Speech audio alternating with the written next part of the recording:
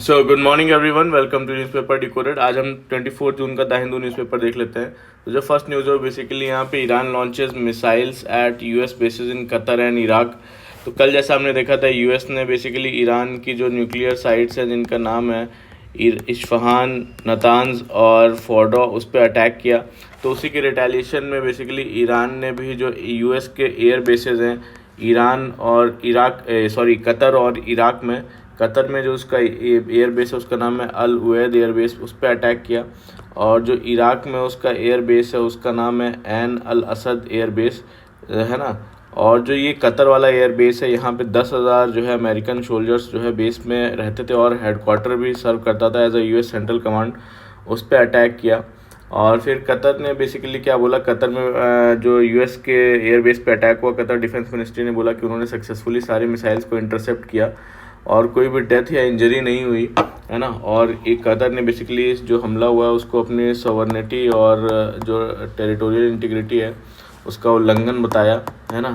और तो basically Iran ने क्या बोला, ईरान ने बोला कि ये जो अटैक है ये बेसिकली नेशनल सिक्योरिटी के खिलाफ एग्रेशन का जवाब है।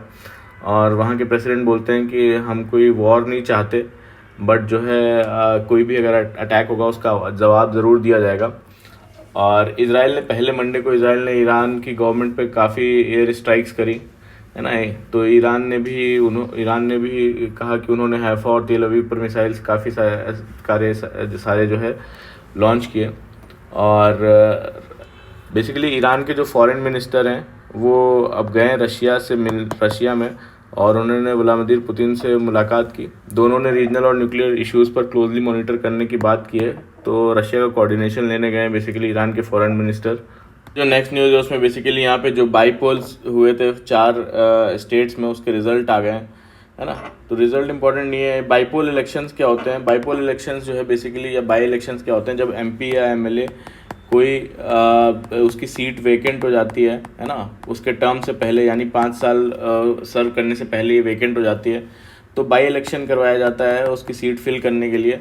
अब ये वेकेंट कैसे कैसे हो सकती है, एक तो डेथ से हो सकती है ना, रिज़ाइन कर दे वो एमपी या एमएलए, या डिसक्वालिफिकेशन हो जाए किसी भी लॉ के अंडर, एंटी डिफेक्शन लॉ या कन्विक्शन के थ्रू, है ना। या फिर इलेक्ट हो जाए किसी और पोस्ट के लिए, जैसे कि एमएलए इलेक्ट हो गया एमपी, या एमपी इलेक्ट हो गया एमएलए के लिए, तो ऐसे वाइस वर्सा।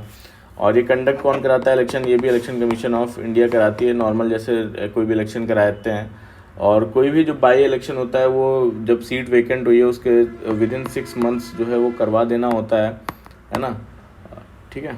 फिर जो नेक्स्ट न्यूज़ है उसमें बेसिकली जो मॉइस्ट एनकाउंटर होते हैं उसमें बोलते हैं कि जो एक रिपोर्ट के हिसाब से कि वुमेन मॉइस्ट ज़्यादा मारी जा रही हैं, है ना। और उसमें राइज़ हुआ है छत्तीसगढ़ में सिंस 2024 में। तो पहले बोलते हैं कि जो है पहले 5 सालों में 2019 से 23 की बात करें तो जो है महिलाओं की संख्या जो मारी जाती थी वुमेन मॉइस्ट, वो 5 से 7 के बीच थी। वहीं 2024 में बेसिकली 2017 मॉइस्ट मारे गए, जिसमें कि जो है 82 महिलाएं थी, वुमेंस थी। वहीं 2025 में जून 20 तक 195 मॉइस्ट मारे गए, जिसमें कि 82 महिलाएं थी, है ना। इसमें 74 थी, है ना। तो ये राइज़ हुआ है जो वुमेन मॉइस्ट मारी जा रही हैं। तो होम मिनिस्ट्री का क्या टारगेट है, होम मिनिस्ट्री का टारगेट बेसिकली 2026 तक मॉइज़म को जो है एंड करना है ना, उनका टारगेट है। इस वजह से ऑपरेशन में तेज़ी आई है और महिला मॉइस्ट कैडर्स भी ज़्यादा टारगेट हो रही हैं। और तो बोलते हैं कि उसमें ये वुमेन मॉइस्ट को रिक्रूट करने का तरीका क्या है इनका, कि बल दस्ता बनाते हैं ये मॉइस्ट, जिसमें जो है वो बचपन से ही बेसिकली बच्चों को इंडोक्ट्रिनेट किया जाता है। और ज़्यादातर जो है गरीब आदिवासी परिवार के जो है मजबूरी में या अपनी लड़कियों को देने पर मजबूर हो जाते हैं। और महिलाएं फुट सोल्जर्स और ह्यूमन शील्ड की तरह बेसिकली वो इस्तेमाल होती हैं मॉइस्ट के द्वारा। और उनकी पैट्रियार्की बताते हैं मॉइस्ट की, कि जो है मॉइस्ट जो है वो पैट्रियार्की का विरोध करते हैं, है ना। और लेकिन उनकी लीडरशिप में जो है वो महिलाएं बहुत कम है ना। और सिक्योरिटी फोर्सेस कह रही हैं कि महिला कैडर्स को सिर्फ जो है वो बेसिकली ग्राउंड वर्कर्स की तरह यूज़ किया जाता है, बिना किसी जो है हायर पोस्ट के। और बस्तर पुलिस ने क्या बोला, बस्तर पुलिस ने बोला कि उनको धोखे या दबाव से मॉइस्ट ग्रुप में शामिल होती हैं। अब इन्हें जो है बेसिकली लड़ाई में सबसे आगे भेजा जा रहा है। जिससे बेसिकली जो है लाइफ और जो सेफ्टी है दोनों में खतरे में है। और उनका कहना है कि बेसिकली पुलिस का कि जो है रिहेबिलिटेशन और सरेंडर को प्रमोट करने पर जोर देना चाहिए, है ना। फिर जो नेक्स्ट न्यूज़ है बेसिकली यहाँ पे Maharashtra government Hindi policy in schools sparks MNS protest Marathi writer returns award. तो महाराष्ट्र गवर्नमेंट ने बेसिकली हिंदी को थर्ड लैंग्वेज बनाया है और इससे वहाँ पे बेसिकली अपोज किया जा रहा है। महाराष्ट्र गवर्नमेंट ने कहा कि जो प्राइमरी स्कूल्स हैं वहाँ के स्पेशली इंग्लिश प्लस जो मराठी मीडियम में अब हिंदी जनरली थर्ड लैंग्वेज रहेगी और बच्चों को मराठी प्लस इंग्लिश के साथ हिंदी भी पढ़नी होगी। तो ऑपोजिशन पार्टी ने इस डिसीज़न को अगेंस्ट प्रोटेस्ट कर रही है। उनका कहना है कि महाराष्ट्र में मराठी सबसे पहले होनी चाहिए और हिंदी थोपी नहीं जानी चाहिए, ऐसा बोलना है। और वहाँ के डिप्टी सीएम जो है उन्होंने बोला कि जो है लैंग्वेज पॉलिसी रिवाइज करके बोला गया कि हिंदी जनरली थर्ड लैंग्वेज होगी, लेकिन अगर किसी स्कूल में 20 या 20 से ज़्यादा स्टूडेंट्स किसी और लैंग्वेज में चूज़ करना करते हैं तो वो भी पढ़ाई जा सकती है, ऐसा बोला, है ना। और मराठी पोएट है, उन्होंने प्रोटेस्ट के रूप में एक सरकारी अवार्ड भी वापस कर दिया, है ना। और यहाँ पे लोगों का कहना है कि बेसिकली मराठी की इम्पोर्टेंस कम की जा रही है और हिंदी ज़बरदस्ती थोपी जा रही है, इसलिए प्रोटेस्ट हो रहा है। फिर जो नेक्स्ट न्यूज़ है बेसिकली बीज उत्सव held across 3 states stresses roll on indigenous seeds in agricultural sustainability. तो बेसिकली बीज उत्सव 2025 ट्राइबल फार्मर्स का सीड रेवोल्यूशन बोल सकते हैं। और बीज उत्सव एक 4 दिन का फेस्टिवल है जो राजस्थान, मध्य प्रदेश, गुजरात के ट्राइबल एरियाज़ में बेसिकली मनाया गया। और इसका फोकस था जो इंडिजिनस सीड्स हैं, है ना, इंडिजिनस सीड्स का इम्पोर्टेंस समझाना और उनका कंजर्वेशन करना, ठीक है। और इसमें बेसिकली क्या क्या एक्टिविटीज़ हुई, बीज संवाद हुआ, है ना, बायोडाइवर्सिटी फेयर्स लगे, सीड बॉल बनाना और प्लांटेशन बढ़ाना, तो इन सब चीज़ों पे। और कुछ लोगों को बीज मित्र और बीज माता जैसे अवार्ड भी दिए गए जो अच्छे बीज संरक्षण में रोल प्ले कर रहे हैं। और फेस्टिवल का मैसेज क्या था, बेसिकली जो देसी बीज है, इंडिजिनस बीड्स, इनकी खेती का बेस नहीं बल्कि एक पहचान है ना, आइडेंटिटी है, कल्चर है, न्यूट्रिशन और क्लाइमेट रेजिलियंस का सिंबल है ना। और आज के टाइम में 70% जो छोटे किसान हैं वो मार्केट में हाइब्रिड सीड्स पर डिपेंडेंट हो गए हैं जो महंगा, केमिकल बेस्ड और हेल्थ के लिए रिस्की हैं, है ना। और जो वहाँ के सेक्रेटरी, उनका कहना है कि बीज उत्सव जो है याद दिलाता है कि हम अपने सीड सवर्निटी वापस पाना चाहिए हमें, और कम्युनिटी लेड जो है सीड सिस्टम ही क्लाइमेट चेंज और जो है फूड जो इनसिक्योरिटी है उसका असली सॉल्यूशन है, ठीक है। फिर जो नेक्स्ट न्यूज़ है वो बेसिकली यहाँ पे tourism sector in Kerala fears fall demand following US travel advisory. तो यूएस गवर्नमेंट ने 18 जून को एक ट्रैवल एडवाइजरी बेसिकली जारी की जिसमें कहा गया कि इंडिया में ट्रैवल करते वक्त कॉशन बरतना चाहिए, है ना।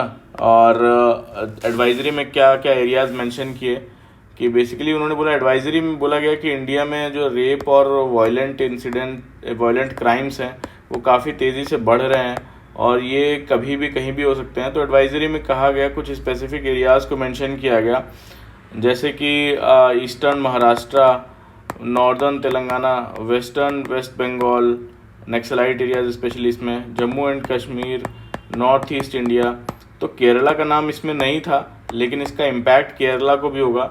और टूरिज़्म सेक्टर क्या कह रहा है, बेसिकली टूरिज़्म एक्सपर्ट्स का कहना है कि जब यूएस कोई वार्निंग देता है तो पूरी दुनिया के टूरिस्ट उससे सीरियसली लेते हैं। तो ज़्यादातर लोग ये चेक नहीं करते कि केरला सेफ़ है या नहीं, वो बस पूरे इंडिया को अपने प्लान से हटा देते हैं। और केरला टूरिज़्म पे क्या असर पड़ेगा कि केरला की टूरिज़्म इंडस्ट्री बेसिकली यूएस और यूके के टूरिस्ट जो है वो केरला काफ़ी आते हैं, है ना। 2024 में यूके के टूरिस्ट की बात करें तो 14.55% उनका कंट्रीब्यूशन था और यूएस के जो टूरिस्ट हैं 13.33%। और तो बेसिकली अगर बुकिंग्स स्टार्ट होती हैं और जून अगस्त में और नवंबर मार्च में पीक सीज़न होता है तो इस एडवाइजरी के बाद बुकिंग कैंसिल होने के चांसेस जो है वो बढ़ गए हैं, ऐसा बोलना है ना। जो नेक्स्ट न्यूज़ है उसमें बेसिकली यहाँ पे operation Sindoor met all objectives instilled fear in terrorist, says तो जो हमारे डिफेंस मिनिस्टर हैं उन्होंने बोला कि ऑपरेशन सिंदूर से जो ने नाम से ही एक historic military mission carry out किया गया। जो पहलगाम टेरर अटैक हुआ था उसके रिटेलिएशन में इंडिया ने ऑपरेशन सिंदूर किया था, जहाँ पे पाकिस्तान के जो है मिलिट्री बेसिस को उन्होंने डिस्ट्रॉय किया था, है ना। तो बेसिकली उन्होंने बोला कि जो ऑपरेशन सिंदूर से जो है सारे ऑब्जेक्टिव्स अचीव हो गए हैं, जैसे आतंकवादियों के दिल में बेसिकली डर बैठ गया है। और उन्होंने बेसिकली वो भी बोला कि प्रेसिडेंट मुर्मू की लीडरशिप जो है वुमेन लेड डेवलपमेंट का एक बेस्ट एग्जांपल है ना।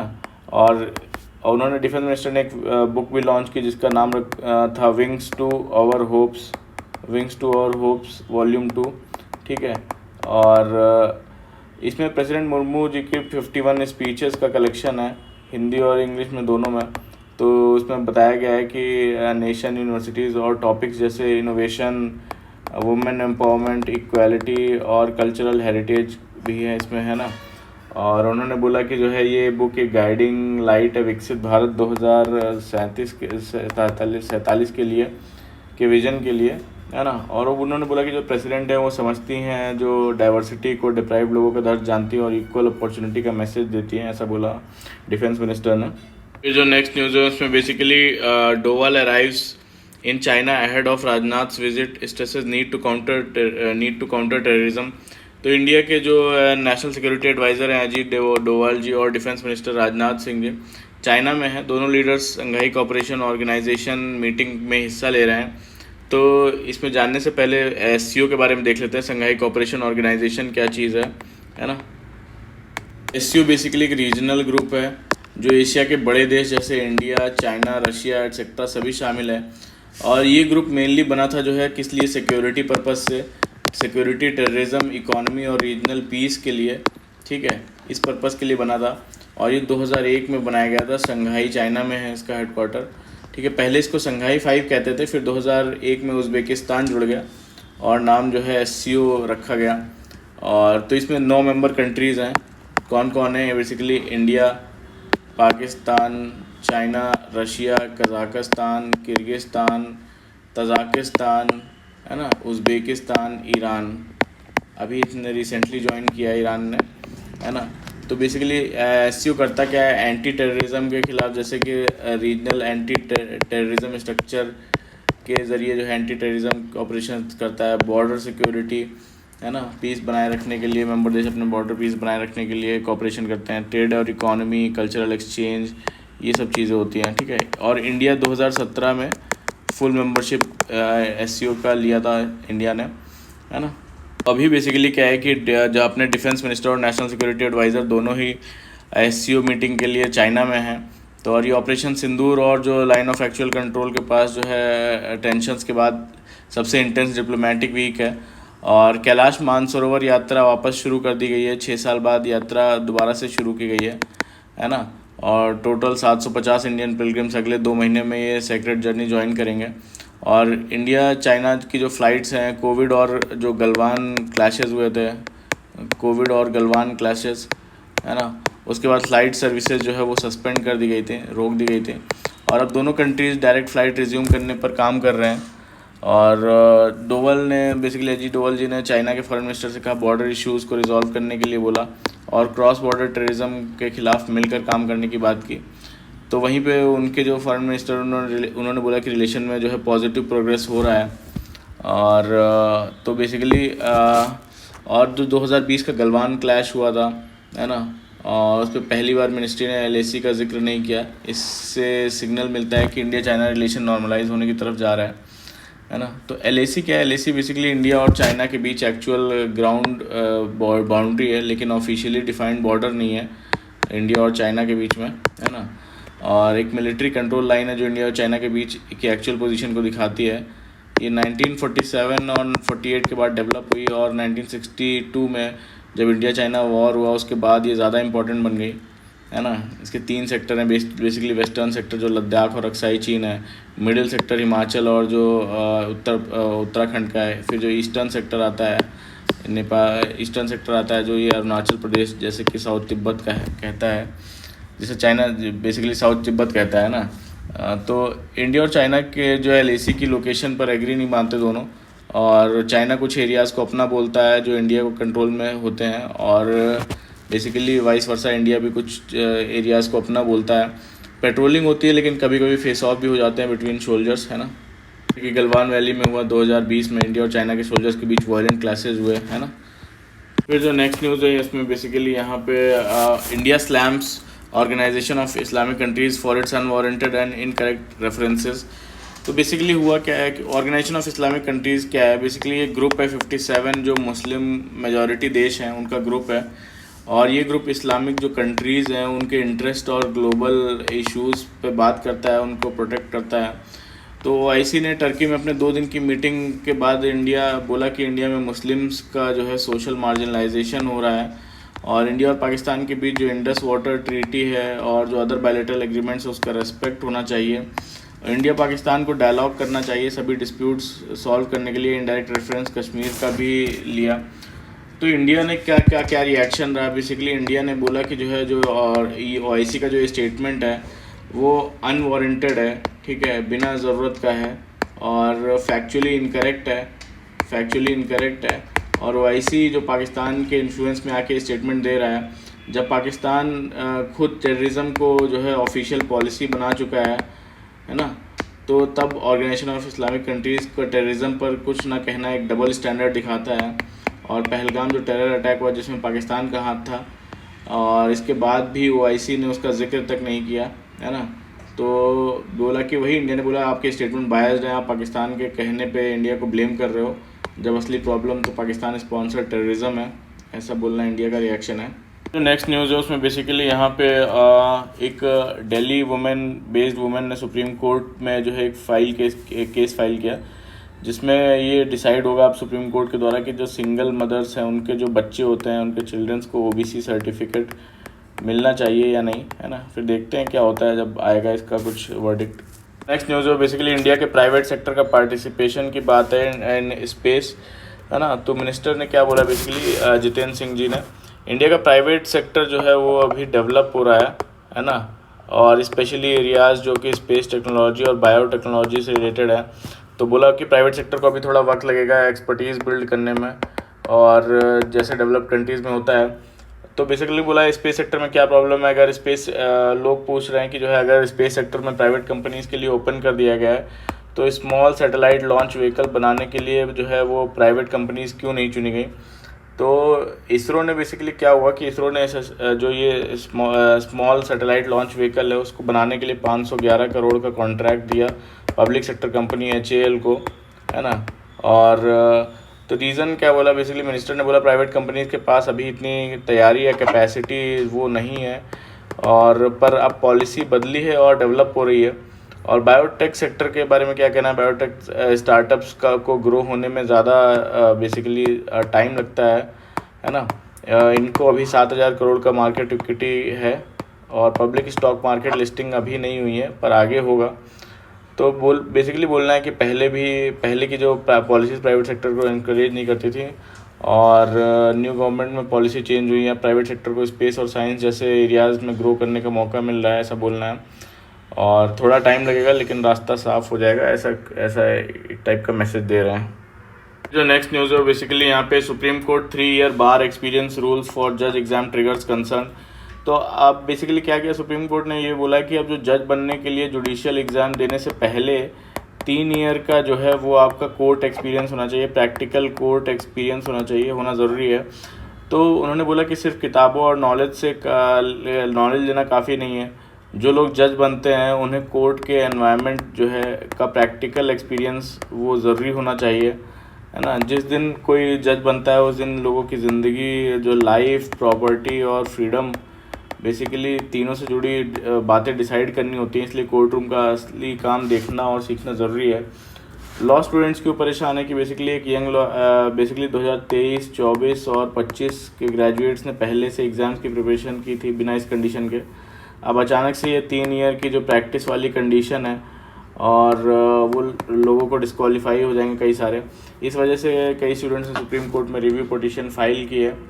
और तो बेसिकली उनका बोलना क्या है कि ये रूल्स 2027 से लागू करिए ताकि हम जैसे स्टूडेंट्स को अनफेयर ट्रीटमेंट ना मिले, ऐसा बोलना है ना। पहले 1999 में बेसिकली क्या है कि एक शेट्टी कमीशन आई थी, शेट्टी कमीशन है ना, उसने भी 3 साल का एक्सपीरियंस रेकमेंड किया था। तो ठीक है, रिकमेंडेड 3 ईयर एक्सपीरियंस, लेकिन बोला था कि अगर लीगल एजुकेशन और जो ट्रेनिंग है वो अगर स्ट्रॉन्ग है तो ये कंडीशन जो है 3 ईयर वाली ये रिलैक्स की जा सकती है, ऐसा बोलना है ना। फिर से सुप्रीम कोर्ट 22 जुलाई को फिर से इस पर सुनवाई करेगा और शायद रूल्स में कुछ रिलैक्सेशन मिले या डेट पोस्टपोन हो, देखने वाली बात है। तो नेक्स्ट न्यूज़ है बेसिकली यहाँ पे Supreme Court deprecates trends of accused reneging on bail payment promises.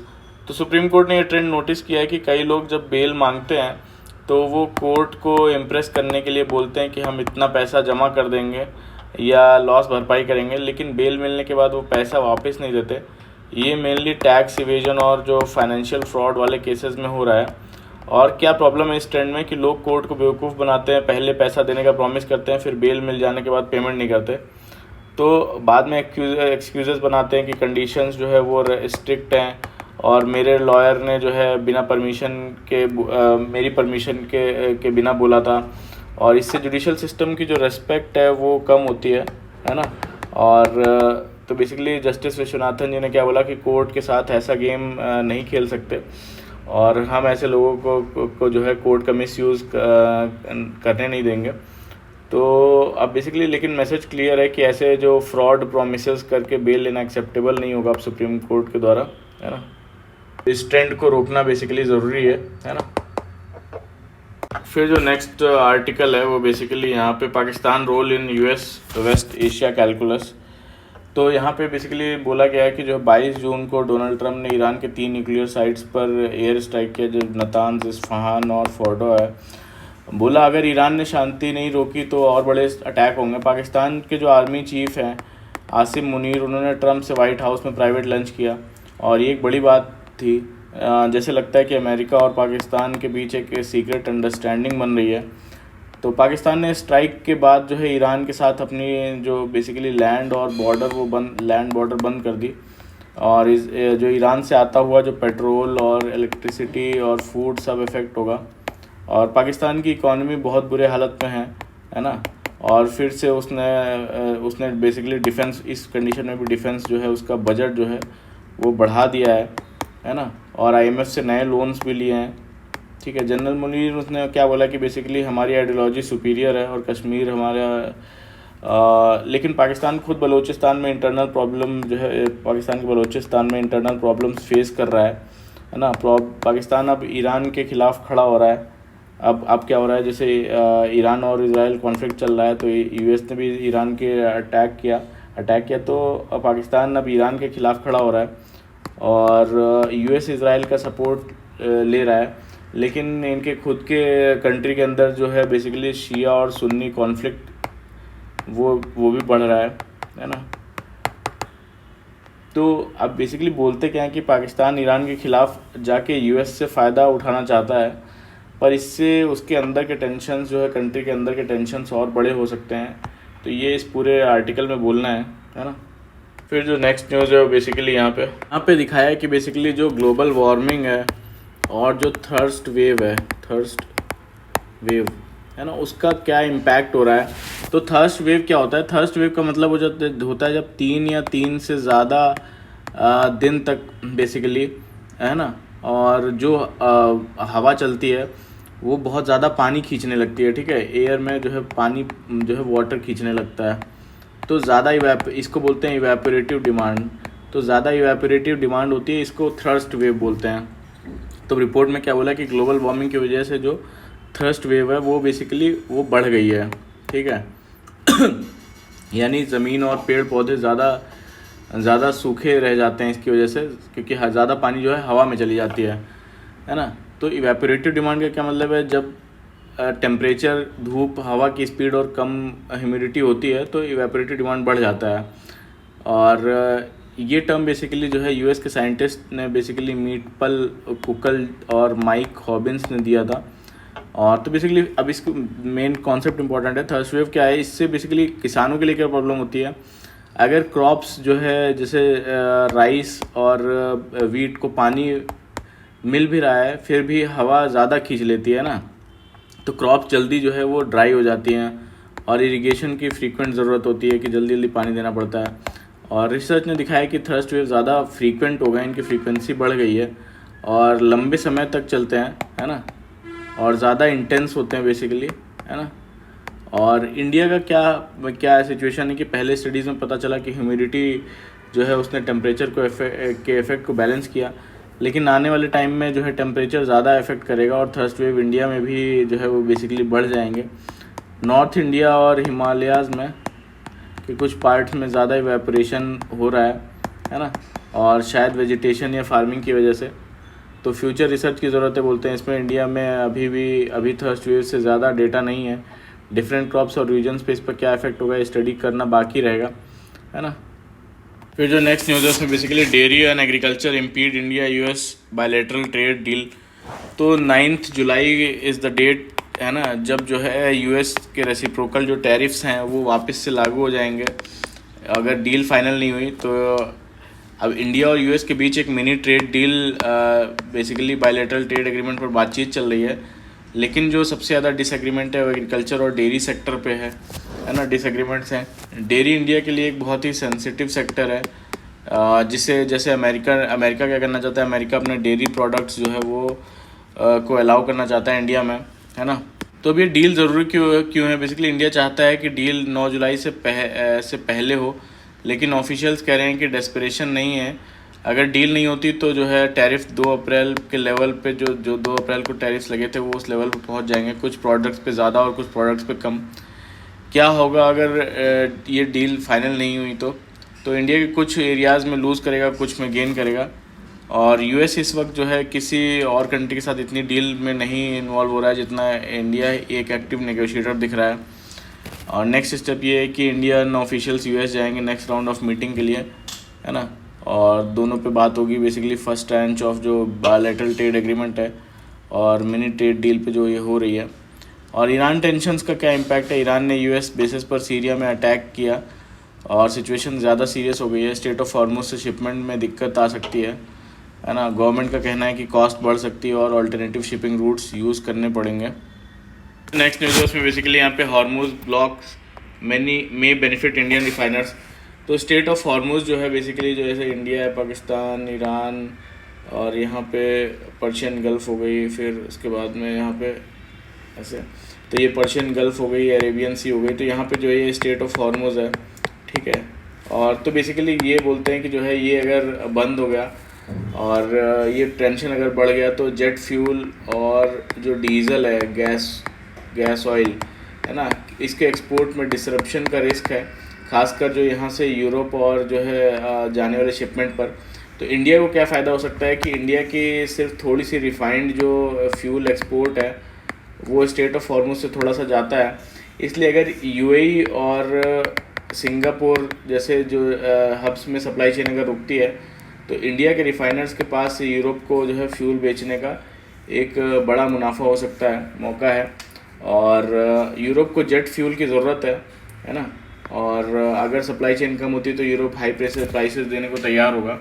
इसका मतलब है इंडिया ज़्यादा पैसे कमा सकता है हाई एविएशन फ्यूल के एक्सपोर्ट से, है ना। और जो ग्लोबल गैस ऑयल क्रैक्स हैं, गैस ऑयल जो है वो उसका जो प्रॉफिट मार्जिन है वो बढ़ रहा है। इसका मतलब जो है कि सप्लाई टाइट हो रही है। और यूरोप का जो 24% गैस ऑयल इंपोर्ट जो है वो मिडिल ईस्ट से ही आता है, 24% जो गैस ऑयल है। तो स्ट्रेट डिसरप्शन से यूरोप डायरेक्टली इम्पैक्ट होगा। और जेट फ्यूल और केरोसिन की ऑल्टरनेटिव बैकअप कम है ना। अगर स्ट्रेट बंद होता है तो यूरोपियन एविएशन फ्यूल सप्लाई बहुत टाइट हो जाएगी। तो एक्सपर्ट्स का व्यू है कि बेसिकली इंडिया के एक नेट एक्सपोर्टर है और ग्लोबल डिसरप्शंस के बीच भी स्ट्रैटेजिकली पोजीशनड है। और इजराइल ईरान का जो कॉन्फ्लिक्ट है उसने फ्यूल एक्सपोर्ट डायनेमिक्स को कम्प्लीटली चेंज कर दिया है। बहुत ही कम हिस्सा जो इंडिया का जो रिफाइनर्स का यहाँ से जाता है, तो ये बंद भी होता है तो बहुत ज़्यादा इम्पैक्ट नहीं पड़ेगा। तो इंडिया के पास मौका है अपना ज़्यादा से ज़्यादा प्रॉफिट कमाने का इन एविएशन फ्यूल एक्सपोर्ट। फिर जो नेक्स्ट है वो बेसिकली यहाँ पे forget artificial intelligence, keeping cool is likely to be the bigger challenge for power sector.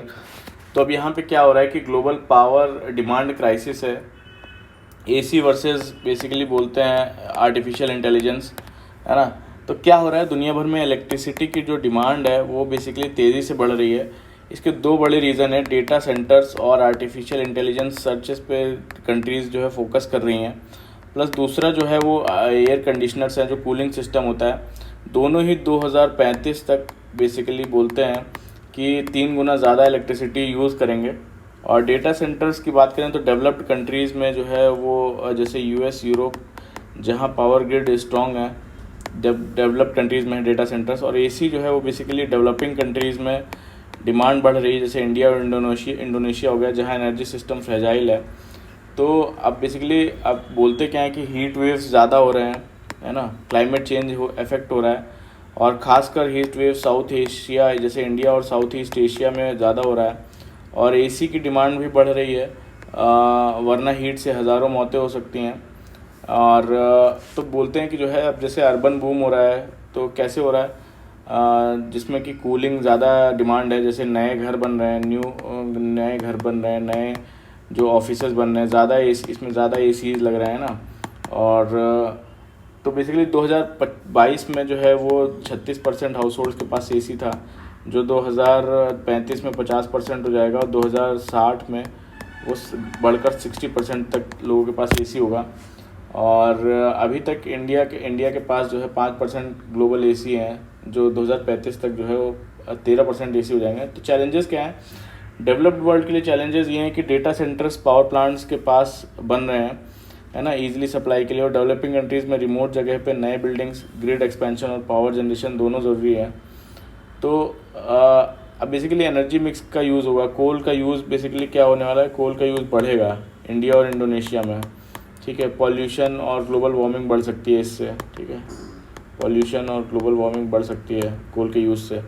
लेकिन डिमांड इतनी ज़्यादा है कि सिर्फ कोल से काम नहीं चलेगा, मल्टीपल सोर्सेज जैसे कि solar power, wind power, nuclear power चाहिए होगा। तो वही बोलते हैं कि एआई से ज़्यादा ह्यूमन कूलिंग इलेक्ट्रिसिटी ग्रिड के लिए बड़ा चैलेंज बनने वाला है, और इंडिया इस ग्लोबल एपिसेंटर बन रहा है इस कूलिंग रेवोल्यूशन का, है ना। जो नेक्स्ट न्यूज़ है बेसिकली यहाँ पे shrieks and shrugs meet alarming US debt pile. तो अमेरिका का जो पब्लिक डेट है, वो कर्ज जो है वो बहुत बढ़ गया है, लेकिन ट्रेजरी मार्केट जो है अभी स्टेबल है। 10 ईयर का बॉन्ड रेट ज़्यादा नहीं बढ़े और मार्केट पैनिक नहीं दिख रहा है, ऐसा बोलना है। लेकिन एक्सपर्ट्स वार्न कर रहे हैं कि अगर गवर्नमेंट ने फिस्कल डेफिसिट को कंट्रोल नहीं किया तो फ्यूचर में यूएस अपना कर्ज चुकाने के लिए नए पैसे छापने पड़ेंगे उसको, जिसको डेट मोनेटाइजेशन बोलते हैं, और जिससे कि इन्फ्लेशन भी बढ़ेगा, ठीक है। और अभी जो डेट टू जीडीपी है वहाँ का डेट टू जीडीपी वो 100% से ऊपर है, और 2055 तक बोलते हैं कि जो है ये 156% का एस्टिमेट है। अगर रिफॉर्म्स नहीं हुए बोलते हैं तो मार्केट रिएक्ट करेगा और यूएस इकोनॉमी प्रेशर में आ सकती है, ऐसा बोलना है ना। फिर जो नेक्स्ट न्यूज़ है उसमें बेसिकली यहाँ पे Iran parliament takes up bill to end ties with International Atomic Energy Agency. तो ईरान की पार्लियामेंट ने एक बिल डिस्कस करना शुरू किया जिसमें वो इंटरनेशनल एटॉमिक एनर्जी एजेंसी के साथ अपना कॉपरेशन सस्पेंड कर सकता है। और जो स्पीकर है वहाँ के, उन्होंने बोला कि जो ये एजेंसी है वो एक टूल बन गया है और अपने ऑब्लिगेशंस वो पूरे नहीं कर रहा है ना।